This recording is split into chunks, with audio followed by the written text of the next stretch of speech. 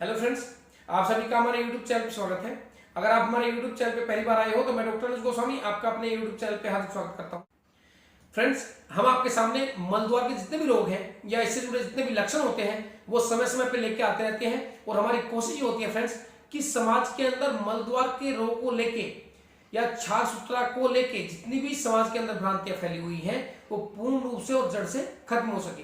तो फ्रेंड्स, आज इसी क्रम को आगे बढ़ाते हुए हम जिस टॉपिक पे बात करने वाले हैं वो ये है कि भगंदर, क्या भगंदर हमेशा एक जैसा होता है? क्या सभी के भगंदर के अंदर समय हमेशा एक जैसा लगता है? क्या सभी के भगंदर के अंदर कॉम्प्लिकेशंस एक जैसी होती हैं? तो फ्रेंड्स, आज इसी टॉपिक को लेके हम बात करने वाले हैं और ये समझने वाले हैं कि भगंदर हमेशा एक जैसा होता है। भगंदर की कोई कैटेगरी होती है कि जितने पेशेंट्स होते हैं भगंदर के सभी के सभी एक ही जैसे होते हैं? बहुत बड़ी इंपॉर्टेंट बात है। पेशेंट्स क्या कहते हैं हमको आके, या ऑनलाइन अगर कोई कंसल्ट भी करता है तो वो कहता है कि सर मेरे को भगंदर है, कितना पैसा लगेगा? सर भगंदर है, कितना टाइम लगेगा? तो ये चीजें बहुत कॉम्प्लिकेटेड है पेशेंट के लिए भी और डॉक्टर के लिए भी। लेकिन पेशेंट के लिए इसलिए समझने की बहुत जरूरी है कि पेशेंट को जब तक ये नहीं पता लगेगा कि हर पेशेंट की भगंदर की कैटेगरी अलग होती है, हर पेशेंट के भगंदर का इलाज का तरीका अलग होता है, तब तक उस पेशेंट को ये नहीं पता लगेगा कि उसको समय कितना लगने वाला है। छार सूत्रा के अंदर भगंदर के ऐसे ऐसे पेशेंट्स हैं जिनको 6-6 महीने, 8-8 महीने या 1-1 साल तक लग जाता है। और यह भी आपको बता दें कि भगंदर के अंदर किसी भी मॉडर्न सर्जरी का किसी भी तरह का कोई रोल है नहीं। अगर आपको कराना पड़ेगा तो वो केवल भगंदर की जो चिकित्सा है वो सर्वश्रेष्ठ अगर है तो केवल और केवल छार सूत्रा। चलिए फ्रेंड्स, आज इसी टॉपिक को लेकर बात करने वाले हैं कि भगंदर के अंदर किस तरह की कॉम्प्लिकेशंस, कितनी भगंदर की कैटेगरी और कैसे कैसे भगंदर का इलाज हो सकता है। चलिए फ्रेंड्स, शुरू करते हैं अपनी वीडियो।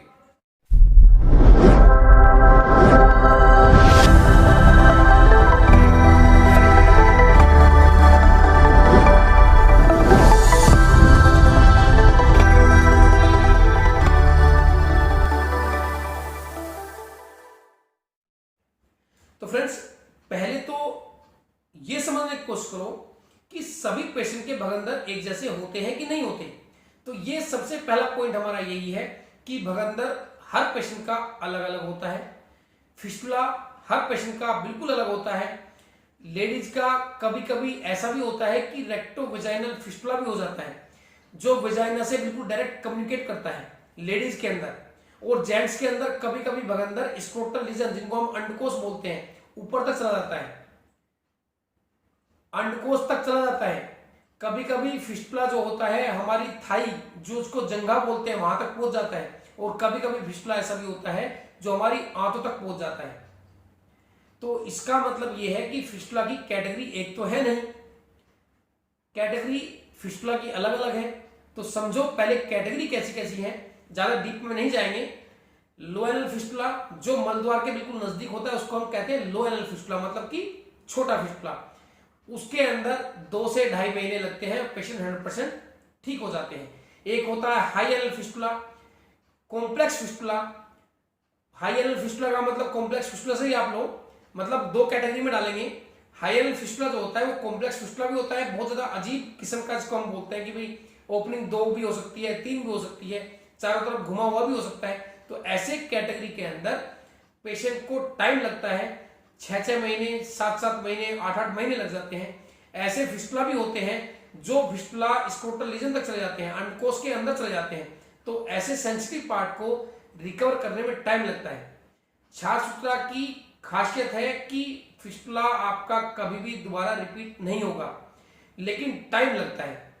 टाइम स्पेंडिंग प्रोसेस है।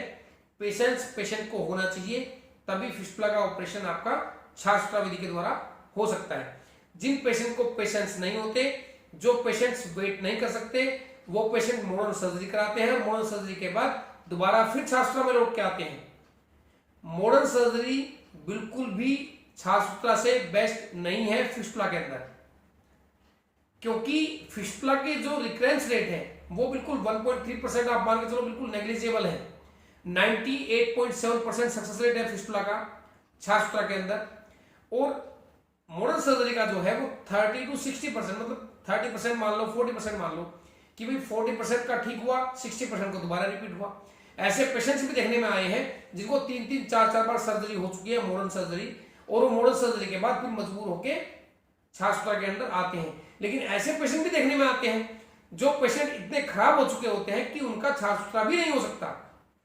वो एक तरह से अपनी लाइफ को जीते तो हैं, लेकिन वो एक जबरदस्ती वाली लाइफ जीते हैं, रोते रोते अपनी लाइफ जीते हैं। तो अपनी किसी भी बीमारी का, इस तरह की अगर कोई आपको फिस्टुला की संबंधित कोई बीमारी है तो पहले अपने छाछ सूत्रा विशेषज्ञ से एक बार जरूर मिल लें, क्योंकि फिस्टुला सभी का एक जैसा नहीं होता। ज्यादा डीप तो हम इसलिए नहीं गए कि अगर डीप जाएंगे एक एक तरह का फिस्टुला आपको बताएंगे तो वो बहुत ज्यादा वीडियो लंबी हो जाएगी और पेशेंट को मेडिकल टर्मिनोलॉजी से कोई मतलब नहीं है। मरीज को केवल आउटलाइन समझनी होती है, केवल बाहरी जो बाह्य नॉलेज होती है उसको समझना होता है। कभी भी मरीज जो होता है वो लेक्चर नहीं सुनता। मरीज को केवल और केवल ये होता है कि सर मेरे को ठीक करना है, सर मेरे को ठीक होना है। तो ये बता दें कि अगर ठीक होना है तो आपको छाछ सूत्रा के अंदर ही जाना पड़ेगा। मैं ये नहीं कहता मेरे पास आओ, छाछ सूत्रा का कोई भी स्पेशलिस्ट आपके आसपास है। आप अगर भगंदर के पेशेंट हैं तो सीधा आंख बंद करो और छाछ सूत्रा के पास जाओ। टाइम जरूर लगेगा, लेकिन आप 100% श्योरिटी के साथ ठीक हो जाओगे। ठीक है फ्रेंड्स, तो आज तो हमारे वीडियो में इतना ही था। हम ये बताना चाहते थे कि छाछ सूत्रा के अंदर जो भगंदर का होता है, भगंदर की कैटेगरी कैसी हो सकती है, क्या सभी भगंदर के अंदर टाइम एक जैसा लगता है। तो फ्रेंड्स, आज इस वीडियो के माध्यम से केवल हमने ये बात की है कि भगंदर अलग अलग होता है, भगंदर के अंदर समय अलग अलग लगता है, और भगंदर के अंदर सर्वश्रेष्ठ पद्धति जो है वो केवल और केवल छाछ सूत्रा है। तो फ्रेंड्स, आज तो हमारी वीडियो में इतना ही। अगर आपको हमारे द्वारा दी गई जानकारी अच्छी लगती है तो हमारे चैनल को सब्सक्राइब करें, लाइक करें, कमेंट करें। किसी भी तरह की आपकी क्वेरी हो तो जय हिंद।